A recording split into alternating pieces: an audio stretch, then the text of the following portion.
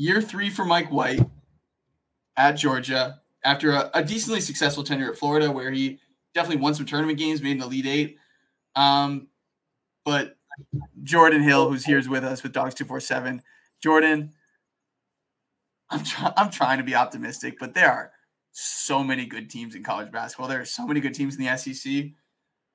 Give me a reason to be excited about this Georgia team, please.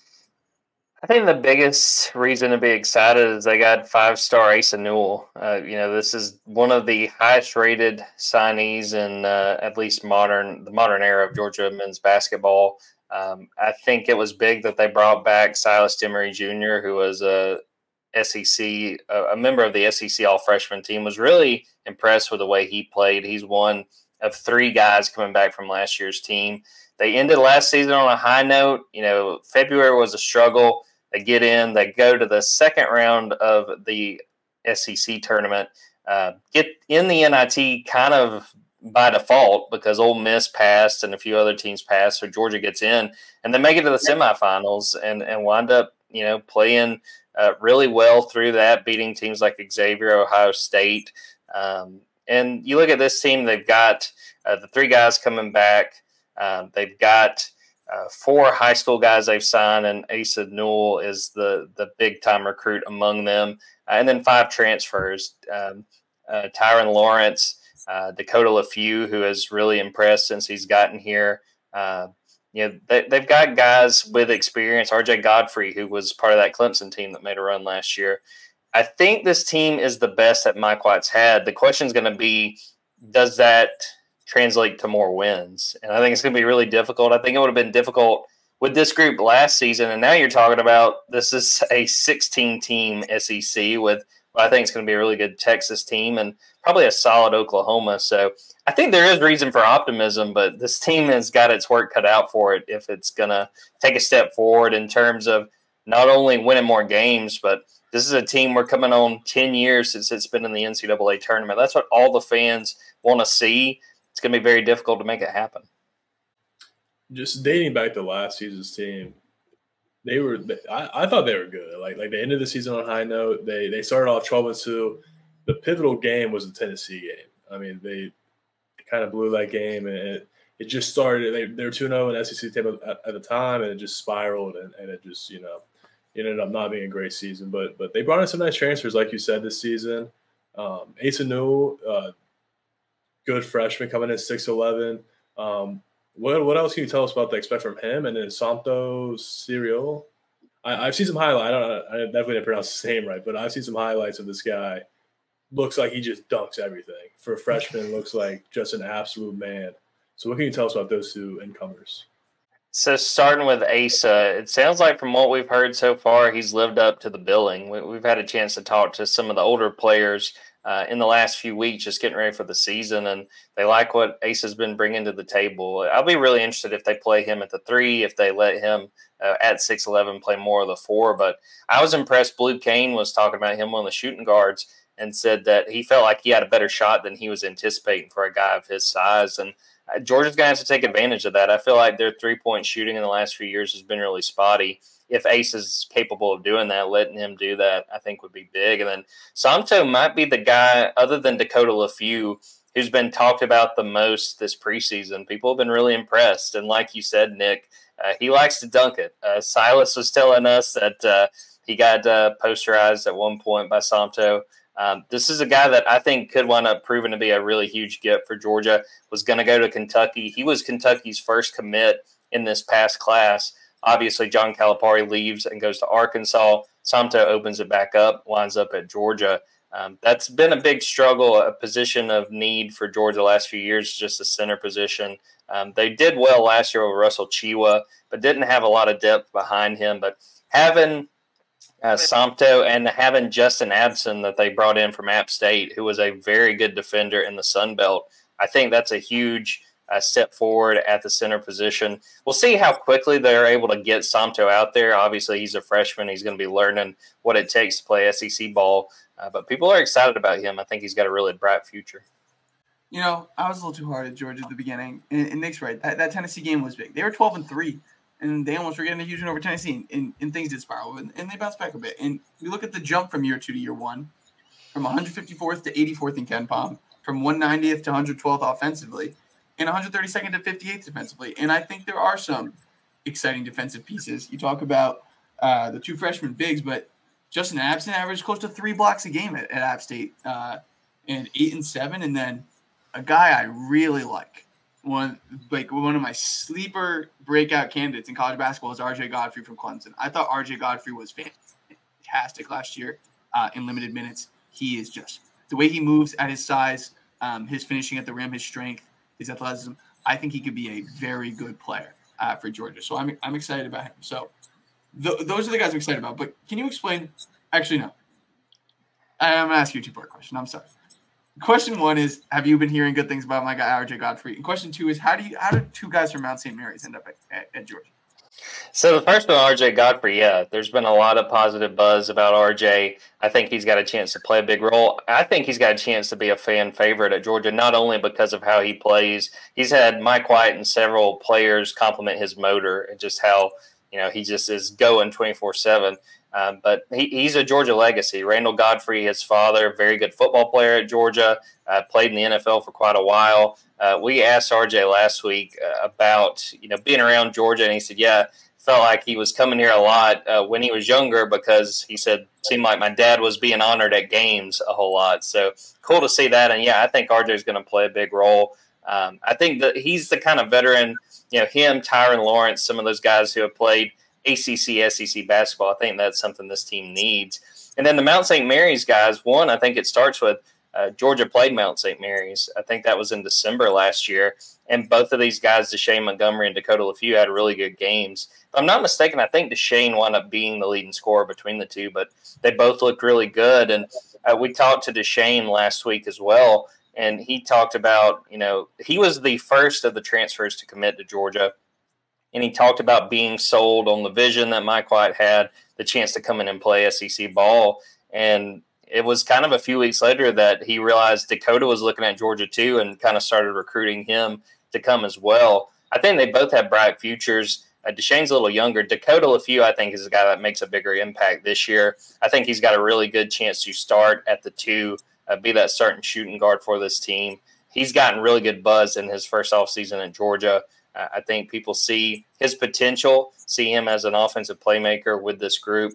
I think he will play a pretty significant role this year. Yeah, we talked about it earlier, but what can we expect really for Silas Diemary and Blue Cain in year 2 jumps? They played true freshman minutes last year.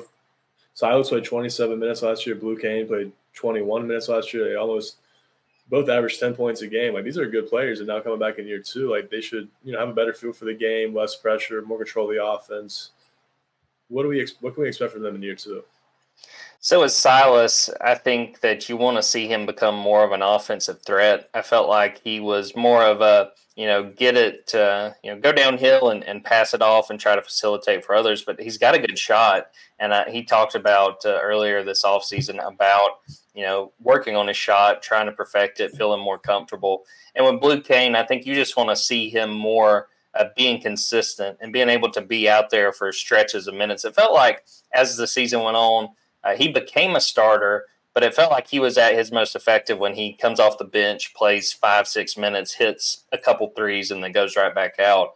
And Blue talked about getting more confidence as a three-point shooter. He was very effective last year, but basically, feeling more confident to the point where if I get the ball and I got an open look, I'm throwing it up there.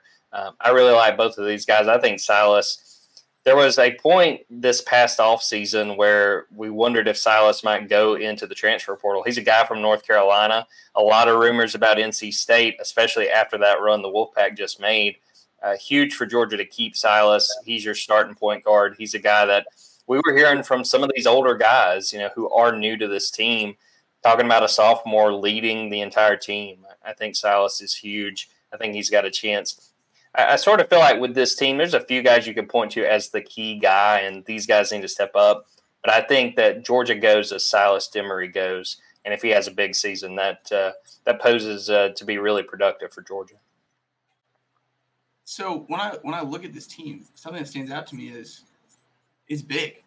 Those are big guards at 6'5". They're huge. Do you think that this team's identity is going to be a team that's going to want to win with defense and that's want to play a little bully ball and just, be physical on both ends of the floor? Do you see – because obviously there are some capable shooters, but this isn't – it's hard for me to imagine this being like a team that's really good offensively. But I can see it being a really good defensive team and good enough offensively. Is that kind of how you see it, or you think that's what Mike White's plan is?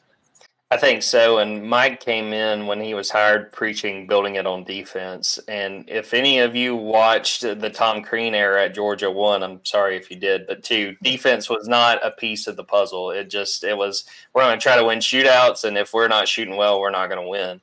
And Mike's kind of changed the way he's designed this team, and it's been defense first. And yeah, I mean, I think the thing with this team, and it's been brought up by some of the players, is the size, is the length, that it's pretty significantly different even from last season. So, yeah, I think they see that is going to be their route. And, Christian, you kind of bring up, to me, my biggest question with this team is just where is the consistent scoring coming from? And maybe they don't have one guy. Maybe they are able to lean on different guys to have bigger nights. But it felt like that was a bit of a struggle last year, was where you would have these 3-4 game stretches where Georgia just doesn't shoot well, plays pretty well on defense, but can't take advantage of it. I think that they've got guys capable of going out there and getting you points. I would look at Silas taking a step forward. They're going to count on Asa to be one of those leading scorers. And then again, Tyron Lawrence, a guy who's been there, done that in the SEC from his time at Vanderbilt. If they can get consistent scoring and pair that with the potential they have on defense, this could wind up being a really surprising team in the SEC. I can't believe that we haven't talked about this yet. And this goes to my next question. It's Tyron Lawrence from Vanderbilt, grad transfer. He's an old guy, definitely the oldest guy on the team. Is he going to be the vocal leader this season, and what can we expect out of him? Well, it'll be interesting to see where he fits in as far as leadership. We haven't had a chance to really talk to him much, but, talking to guys like Silas, they said that, they've really leaned on learning from him. Obviously, they went through last season in the SEC, but Tyron has been, I guess 3 or 4 years at Vanderbilt at this point. And it's kind of funny that it played out with Tyron getting to Georgia. The offseason before this one, I believe he actually did go in the portal. There were at least rumors of him going into the portal. Georgia wanted him. Auburn wanted him. He decides, hey, I'm going to come back to Vanderbilt for another year. Was kind of an off year last year at Vanderbilt. And I think that Tyron probably sees this as a prove-it season for himself. His scoring was a little bit down. He just wasn't quite as effective. But he did have a really strong close to the season, and it was kind of the exclamation point on it came in an upset win against Florida, and he's the one who hit the game-winning shot. And it kind of felt like that kind of slowed down what felt like was Florida's momentum getting ready for the postseason. But, yeah, I think Tyron's going to be huge. I'm super fascinated to see where exactly they play him in this team. Again, Georgia's in a good situation. I think their depth is outstanding, especially when you compare it to Mike's first 2 years. But it becomes a problem when you're looking at it from my perspective of trying to figure out these lineups. But it's a good problem to have. And Tyron Lawrence is going to play a big role. I think he's got a chance to have a really good season with this team. Is the expectation that Newell is a one-and-done first-round pick? And can you just tell me a little bit more about his game, what is so enticing about him as a prospect? Well, I'll say this. Asa sees himself as a one-and-done. He kind of talked about that this offseason, and he's a guy that, I think can do a lot of things for this team. Again, 6'11". We've heard really positive things about his outside shot, which obviously if you get a guy like that that can shoot from outside, he's got a chance to be really special. But the thing that I was impressed with going back to when he committed to Georgia and kind of learning more about him, he has excellent defensive presence. This isn't a guy that is just on the defensive end waiting to get the ball. Very good shot blocker, great anticipation when making moves to get stops. I think that, again, Georgia wants to take advantage of having an Asa Newell, whether it's 1 year or if he's around for 2 or 3. They didn't do that with Anthony Edwards. They were not a factor. I think they might have finished 12th in the SEC that lone season that Anthony was in Athens. You've got to put pieces around those guys. They weren't able to do it with Anthony Edwards. I do think that they've put Asa in a good situation where it doesn't have to be all on Asa Newell, especially as far as scoring is concerned. They've got guys around him. I think that will benefit him, especially early on in SEC play. You know, he's probably going to be pushed around a little bit, but that's what it's like being a freshman, even if you're highly regarded. But he's got guys around him. I think he can succeed, and I think this team has a chance to succeed with him. What is the true identity of Georgia basketball under Micah White this season? Because on paper, it looks like a pretty good defensive team, a pretty good offensive team, and then you just got to take it to that next step. But what is the true identity of this team this season? If they're good, why is it because they're good? I think it's defense, number one. And I think, two, they want to pick up the tempo a little bit. His first year, they were one of the fastest playing teams in the SEC. They kind of took a step back from that last season, and part of that might have been having Silas, a true freshman, running the point. But I think they want to be more opportunistic and getting out there and, you know, delivering fast break points and keeping defenses on their toes. But also looking at it from the standpoint that I think Mike sees guys, again, 3 guys coming back from last year, Silas Emery Jr., Blue Kane, Dylan James, a wing, that understand what the coaches are looking for. And Mike's kind of talked about maybe being a little bit more hands-off as far as letting these guys, you know, operate out there on the floor, you know, not being quite as reined in with what Mike's calling and letting the guys you know, go out there and make plays themselves. But, yeah, again, I think it's a team that is built on defense, but they've got guys that are capable if they're able to take a step forward. Again, playing a pretty difficult schedule both in non-con and conference play.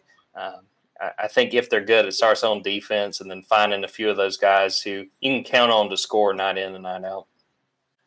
Well, Jordan, thank you for taking time out of your very busy football season. I know not many people are talking about Georgia basketball instead of Georgia football right now, but hey, we're Hoops Heads. That's what we do. And you never know. Maybe this is a year where Georgia basketball can get some real excitement back in that gym. And it's always going to be a football school, but, you know, why can't the basketball be good too? So definitely.